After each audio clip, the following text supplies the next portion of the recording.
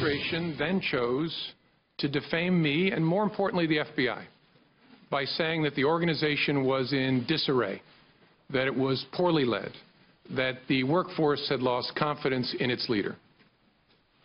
Those were lies, plain and simple. In his interview with Lester Holt on NBC, the president said, I had dinner with him. He wanted to have dinner because he wanted to stay on. Is this an accurate statement? No, sir. The president was asked whether he had urged you to shut down the investigation into Michael Flynn. The president responded, quote, no, no. Next question. Is that an accurate statement? I don't believe it is. The president never suggested that Mr. Comey, quote, let Flynn go, close quote.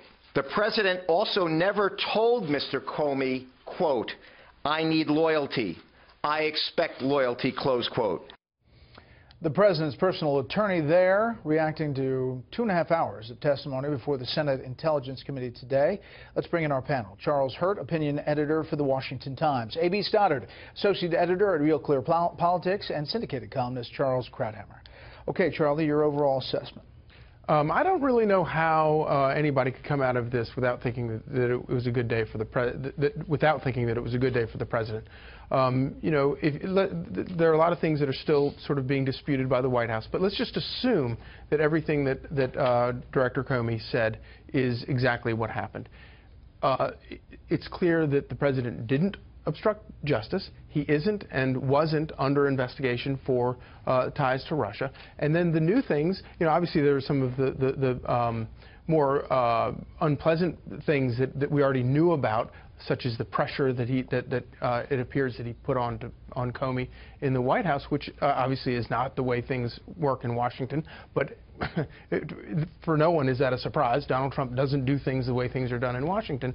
The only new things that came out was this sort of bombshell about Loretta Lynch that suggests that not only did she perhaps obstruct justice, she also tampered in the election. So I think that overall it has to be considered a victory for Donald Trump. The other bombshell there was that I think caught even the senators by surprise who were asking the questions was that the former FBI director said he was a leaker. Take a listen to this questioning by Susan Collins and the answering. The president tweeted on Friday, after I got fired, that I better hope there's not tapes. I woke up in the middle of the night on Monday night, because it didn't dawn on me originally, that there might be corroboration for our conversation. There might be a tape. And my judgment was I needed to get that out into the public square. And so I asked a friend of mine to share the content of the memo with a reporter.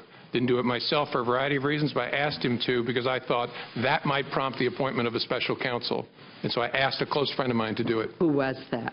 A good friend of mine who's a professor at Columbia Law School. Well, that good friend was Daniel Richman, and he's a Columbia Law professor, and he then leaked that information, AB, to the New York Times, which is where we got that story about the memos and the original Michael Flynn story. I mean, that was surprising. A proud leaker. I think we've known for a really long time that Comey has been actively leaking because there are a lot of sources familiar with Comey's thinking about every 36 hours. So I think he feels free to just say, this is what I did, and I did it for a reason. He said he did it hoping that it would lead to the appointment of a special counsel. And how did it start? With a tweet from Trump on Friday, talking about tapes that to this day we don't really think exist or that he'll ever share with us. So I think that today was really a day. First of all, I think it's great. It's sort of the end of the Comey era. I think everyone's done with hearing from him. We've heard from him. It's over. We won't hear from him anymore. Comey is a political guy. He's kind of a slippery guy, and he's a confusing guy. And he did not have good answers to a lot of questions today. That said, this is going to be a time for discipline from this president that I don't know he's really up to executing. He was good to have his lawyer respond today and not live tweet the event, but the suggestion from James Comey today that actually Robert Mueller, the special counsel, could be looking into obstruction of justice will likely drive this president completely crazy. From the closed-door session, there's reporting that Attorney General Sessions had a third meeting with Sergei Kislyak, the Russian ambassador, that has been previously undisclosed. There will be more leaks.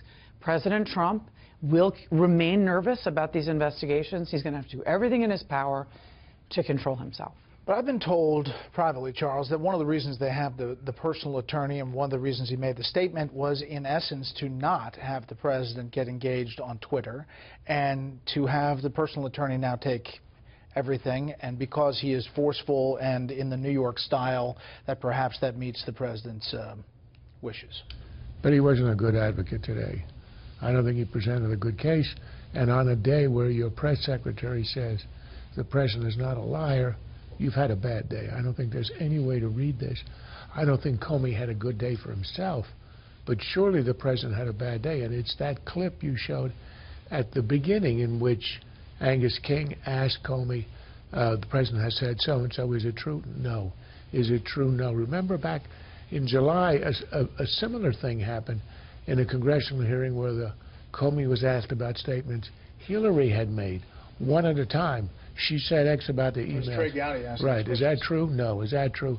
That devastated her. And I think this sort of brings home the question of the president's credibility, which is always a big loss. I don't think Comey did himself any good for himself. He showed himself, I think he was credible, in part because he showed himself to be cowardly, caving into Loretta Lynch, characterizing the investigation into Hillary in a way that helped her campaign, that he knew was wrong, but he did it anyway, and not objecting. Look, here's a central question. If you thought this was obstruction of justice, when Trump was asking you to drop the Flynn thing, why didn't you resign? Why didn't you even bring it up with the president or anybody in justice? I mean, this is a man, I don't know if cowardly is the right word, but he sure has post facto integrity. He used those words himself, cowardly, didn't stand up. That line of questioning was not just Republicans. Senator Dianne Feinstein asked, why didn't you step up? You're a big man. Even though the Oval Office is intimidating, why didn't you get up and say this is not appropriate? He did not have an answer, Charlie. This is the exchange with the Idaho Republican, Jim Risch. He did not direct you to let it go. Not in his words, no. He did not order you to let it go. Again, those words are not an order. I took it as a direction. Right. I mean, this is the President of the United States, with me alone, saying, I hope this. I took it as, this is what he wants me to do. Now, I didn't obey that, but that's the way I took it. Do you know of any case where a person has been charged for obstruction of justice, or for that matter, any other criminal offense, where they said or thought they hoped for an outcome? I don't know well enough to answer. And he wouldn't make that determination, whether obstruction of justice can be made. But listening to those answers, it's a tough case. Yeah, and if you talk to people that have made those cases before in the past, it's a very, very hard thing to prove, to win a case on, because among other things, you have to be able to prove that a crime was committed in obstructing justice.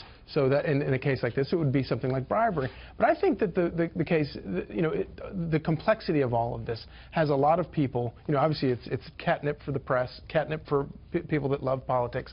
But for a lot of people, I think they're like, what is this all about?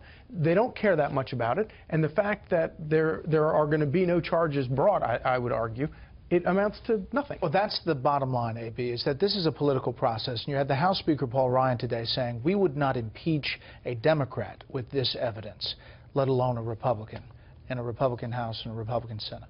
Right. Because the sitting president is not going to be indicted over this, the question is how much pressure it will come from the Congress, from his own party. He's not going to be impeached.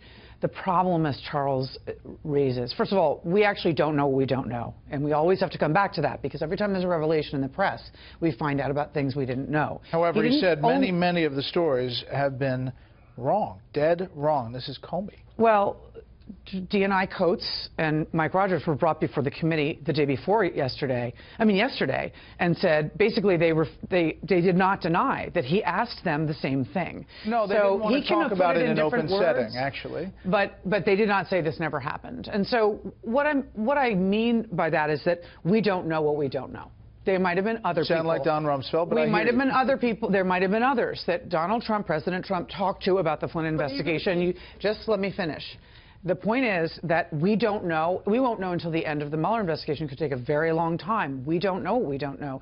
In the meantime, this is incredibly damaging to his credibility. No one believes him over James Comey. James Comey is going to disappear and doesn't matter anymore. The point is, and Charles is right, his lawyer came out today and tried to pretend that Comey's lying, and it's laughable on its face. Donald Trump lied to the press about what he said in the office about the Michael Flynn investigation.